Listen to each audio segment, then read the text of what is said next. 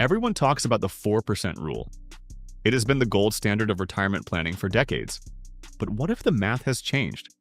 What if you could spend 7% in retirement and still be okay? For some retirees, 7% could be the key to a lifestyle they never thought possible. For others, it could destroy their portfolio faster than a market crash, leaving them broke when they are most vulnerable. The 4% rule suggests a safe withdrawal rate that protects you for 30 years, but in today's world, that often feels like you are leaving too much life on the table. The real answer to whether or not you can spend 7% depends on 5 specific factors that most people completely ignore, and the final factor is the one that changes the entire equation for your financial independence. We have to understand why 7% is so tempting in the first place. Nobody wants to spend their golden years clipping coupons and worrying about every nickel. Inflation is making everything from a gallon of milk to a flight to see the grandkids feel more expensive every single month. Healthcare costs are rising at a rate that far outpaces general inflation, and housing expenses don't just disappear once the mortgage is paid. Many people spent 30 or 40 years saving, sacrificing, and delaying gratification. When they finally cross the finish line, they don't want to live carefully, they want to live fully. Think about the math of a 7% withdrawal. If you have a $1 million portfolio, the standard 4% rule gives you $40,000 per year. That is a solid foundation, but it isn't exactly a luxury lifestyle for many. Now, look at a 7% withdrawal rate. Suddenly, that same $1 million is generating $70,000 per year.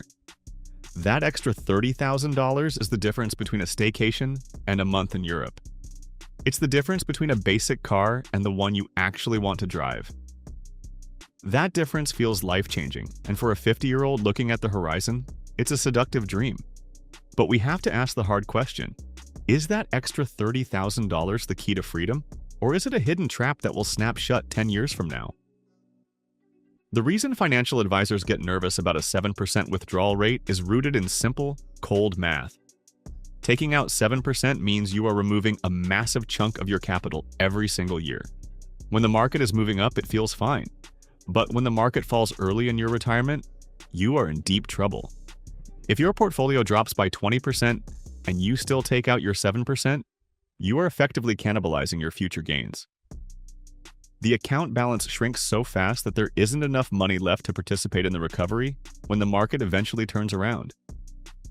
This is what experts call the sequence of returns risk. It's not just about what your average return is over 20 years, it's about exactly when the bad years happen. If you hit a bear market in year 1 or 2 of a 7% withdrawal plan, your retirement could be over before it truly begins. Let's look at a story of 2 retirees to make this real. Imagine retiree A and retiree B. Both have $1 million. Both decide to spend 7% every year. Retiree A happens to retire during a strong bull market. Their investments grow by 10% in the first year, 12% in the second, and 8% in the third. Even though they are taking out $70,000, their portfolio balance is actually growing or staying steady because the market is doing the heavy lifting. Now, look at retiree B. They retire right before a major downturn. In their first year, the market drops 15%. They still take out their $70,000. In year 2, the market stays flat, and they take out another $70,000.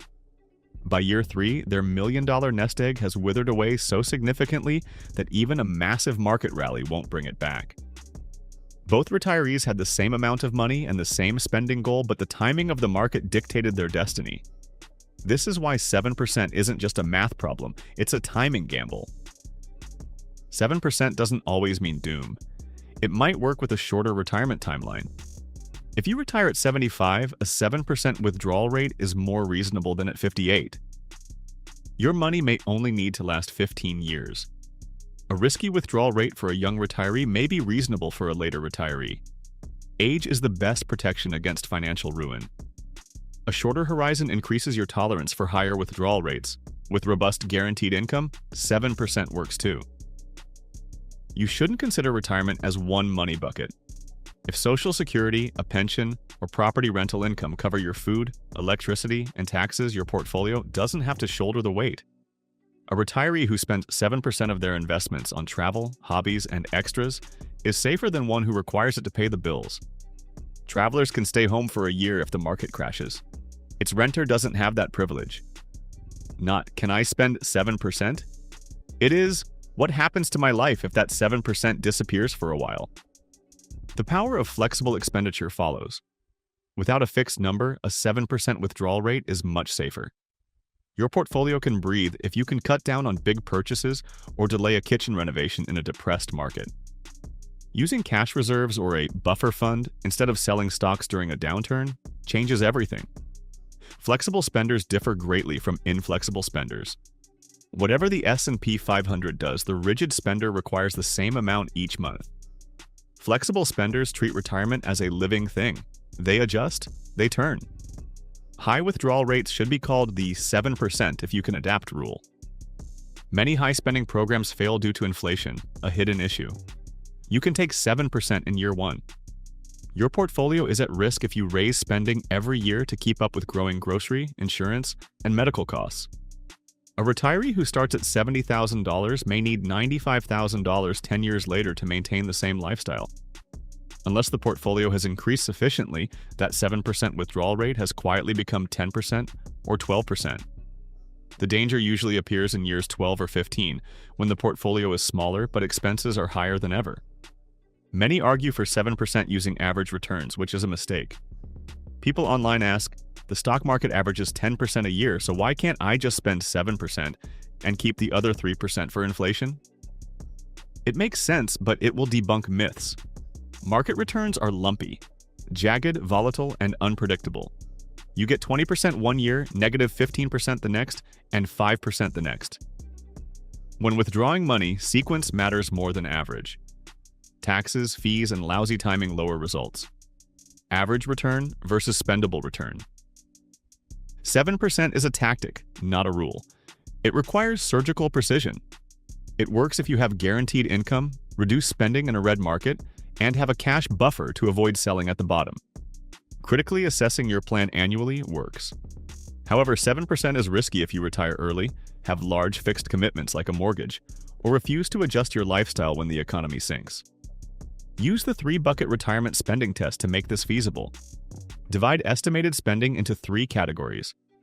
The first must-have spending bucket comprises food, shelter, healthcare, and taxes. Second bucket, lifestyle spending, travel, restaurants, and entertainment. Bucket 3 is dream spending, vacations, or family help.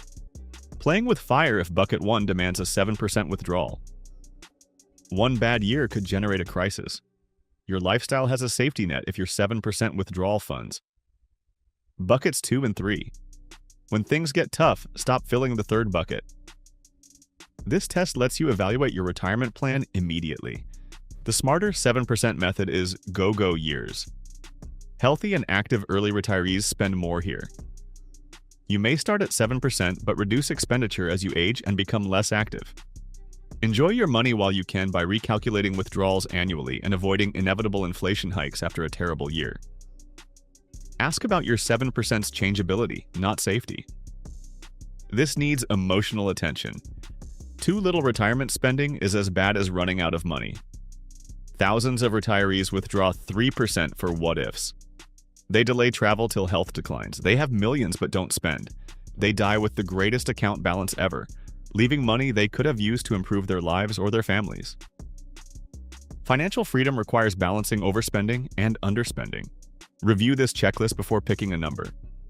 Does additional income cover basics? In a recession, can you cut spending? Is your cash reserve 1 to 3 years? Are you retiring late?